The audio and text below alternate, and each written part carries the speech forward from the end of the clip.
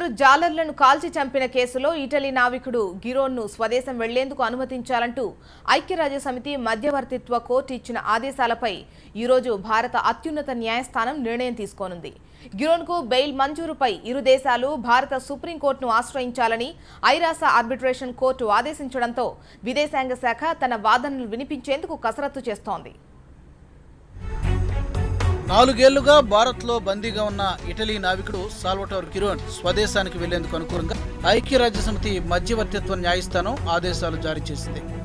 కేరళ తీరంలో ఇద్దరు జాలర్లను కాల్చి చంపారన్న ఆరోపణలతో ఇద్దరు ఇటలీ నావికులను 2012లో భారత్ అరెస్టు చేసింది. వారిలో ఒకరు అనారోగ్య సమస్యలతో 2014లో బెయిల్పై ఇటలీ వెళ్లగా మరో నావికుడు గిరోన్ని విడిచిపెట్టేందుకు భారత్ అంగీకరించలేదు. అయితే ఈ అంశంపై 2 దేశాలు ఐక్యరాజ్యసమితి మధ్యవర్తిత్వ కోర్టును ఆశ్రయించడంతో గిరోన్కు అనుకూలంగా న్యాయస్థానం ఆదేశాలు జారీ చేసింది.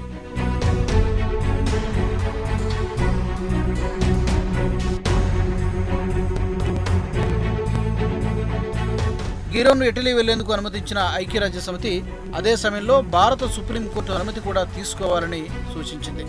అయితే గిరోన్కు షరతులతో కూడిన బెయిల్ మంజూరు చేయడానికి సుప్రీంకోర్టును సంప్రదించాలని మాత్రమే ఐక్యరాజ్యసమితి న్యాయస్థానం ఆదేశించిందని భారత విదేశాంగ శాఖ వెల్లడించింది.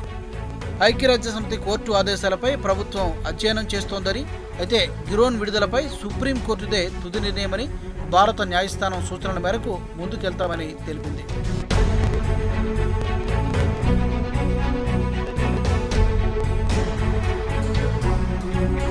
ప్రస్తుతం ఢిల్లీలోని ఇటలీ రాయబార కార్యాలయంలో బందీగా ఉన్న గిరోన్ను స్వదేశానికి వెళ్లేందుకు అనుమతించడంపై ఈరోజు సుప్రీంకోర్టు నిర్ణయం తీసుకునే అవకాశం ఉంది.